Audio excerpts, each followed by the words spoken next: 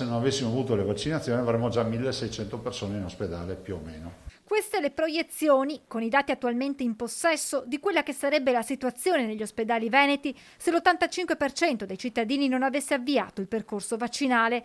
Ma c'è un'altra importante previsione di un possibile scenario. Pensiamo che nel giro di 2 settimane, che è la parte che più ci preoccupa, dalle proiezioni che abbiamo noi arriviamo a un centinaio di persone in terapia intensiva. Ma non dovrebbe esserci comunque il cambio di zona, visto che per il passaggio in fascia gialla si dovrebbero superare i 3 parametri previsti, del 15% dell'area non critica, ora al 4%, del 10% delle terapie intensive, attualmente al 5%, e l'incidenza già ora sopra la soglia con 115 casi ogni 100.000 abitanti.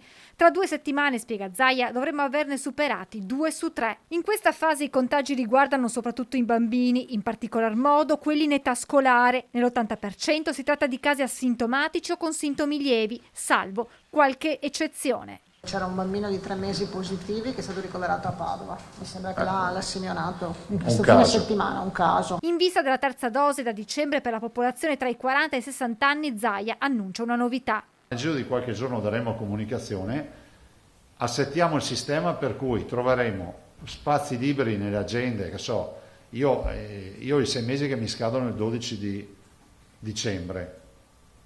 L'idea è quella di poter entrare in settimana, di prenotarmi un appuntamento dal 12 dicembre in poi.